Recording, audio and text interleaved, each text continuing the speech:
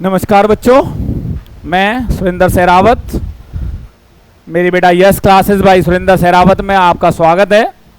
बेटा हम last videos में हम फोर्थ चैप्टर को कर रहे थे, तो उसी सीरीज में हम करते हैं fourth chapter quadratic equations exercise 4.3 question number 1। देखते हैं बेटा 4.3 एक्सरसाइज क्या कहती है हमसे। 4.3 कहती है बेटा find the nature of roots of the following quadratic equations if the real root exist find them. मतलब पहले हमें रूट्स को चेक करना है कि रियल रूट्स आएंगे या नहीं आएंगे। If real root exist find them. तो बेटा हमारा फर्स्ट पार्ट सॉल्यूशन, हमारे पास इक्वेशन क्या है 2x square minus 3x plus 5 equal to 0। हमें पता करना है बेटा नेचर ऑफ रूट्स। तो नेचर ऑफ रूट्स के लिए हम क्या करते हैं, here a is equal to जो ए एक्स स्क्वायर, तो एक्स स्क्वायर के साथ क्या होता है बेटा ए, बी क्या होता है कोफिशिएंट ऑफ एक्स, सी क्या होता है बेटा हमारी कांस्टेंटम। तो नेचर ऑफ रूट्स निकालने के लिए हम लगाते हैं डी का फॉर्मूला। डी का फॉर्मूला क्या कहता है बेटा b square minus 4ac। B की वैल्यू क्या है मेरी -3, 4 इंटू ए इंटू सी। बेटा -3 का स्क्वायर होता है 9, 4 2 जा 8, 8 5 जा 40, तो मेरे पास आया -31। तो यहां पे मैं क्या लिखूंगा बेटा, क्योंकि मेरे पास स्पेस अवेलेबल है तो मैं यहां पे यूज कर सकता हूं here d is less than 0, क्योंकि नेगेटिव नंबर है, नेगेटिव नंबर में माइनस आ रहा है, वो d 0 से छोटा है।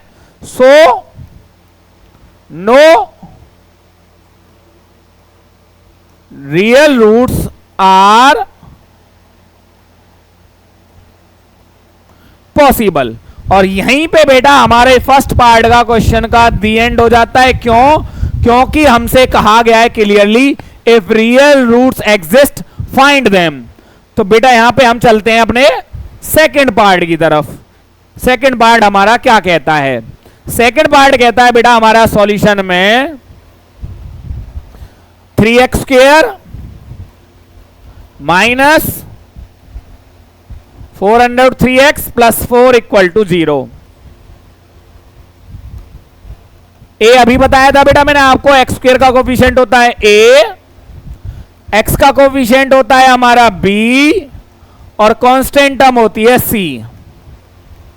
स्टूडेंट्स यहां पे देखिए बेटा बच्चों, डी का formula again b square minus 4ac minus 4 under root 3 whole square minus 4 into 3 into 4। तो यहां पे बेटा एक चीज का ध्यान रखना आप, यहां पे -4 का भी स्क्वायर है और अंडर रूट 3 का स्क्वायर भी है। ये दोनों का स्क्वायर था, अंदर दो टर्म थी मेरे पास -4 और 3, तो दोनों का स्क्वायर होगा। बहुत से बच्चे यहीं पे गलती कर देते हैं बेटा, और ये आ गया 4 3 जा 12, 4 जा 48। -4 का स्क्वायर होता है स्टूडेंट 16, क्योंकि नेगेटिव का स्क्वायर पॉजिटिव होता है।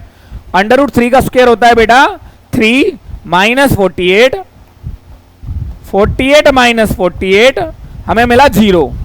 यहां पे क्या आया बेटा मेरे पास, here d is equal to 0, so 2 real and equal roots are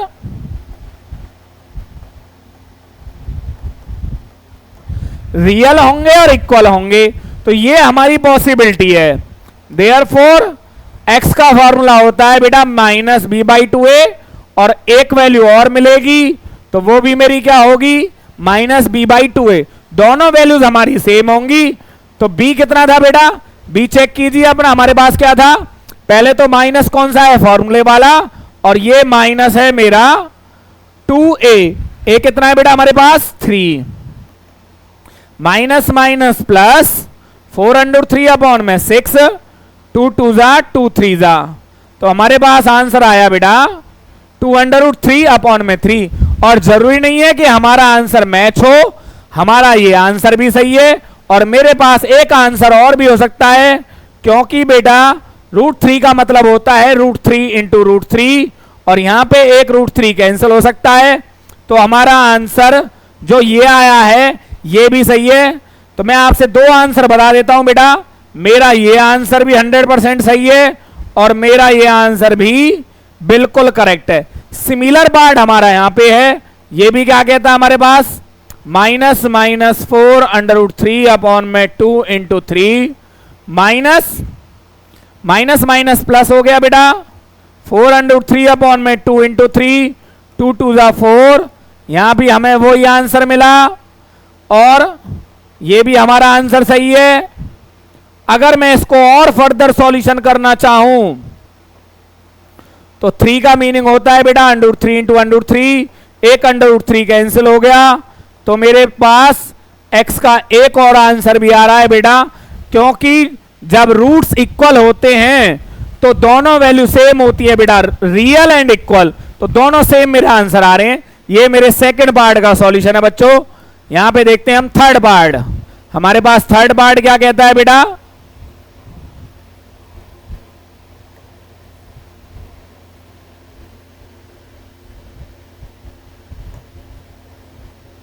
third part कहता है मेरे पास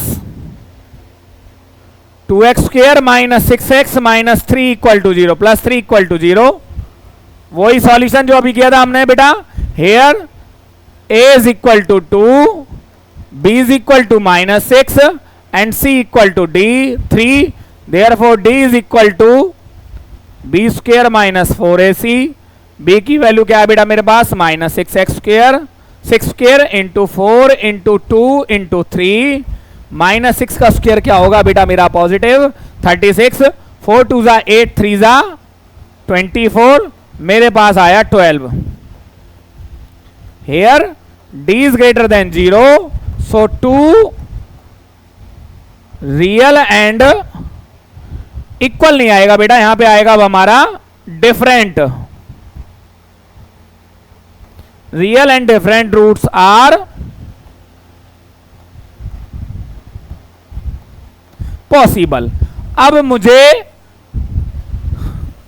देयरफॉर x का फॉर्मूला क्या लगेगा बेटा, यहां पे x का फॉर्मूला लगेगा quadratic formula, minus b plus minus under root d upon में 2a, या मैं इसको और भी क्या कह सकता हूं, b मेरे पास क्या था बेटा ढूंढिए, -6, ये फॉर्मूले का माइनस है तो -6 plus minus under root d का मतलब हो गया बेटा 12 अपॉन 2 इंटू ए है मेरे पास 2, minus minus plus under root 12 को मैं लिख सकता हूं बेटा 4 3 जा अपॉन में 4। यहां पे मैंने क्या किया,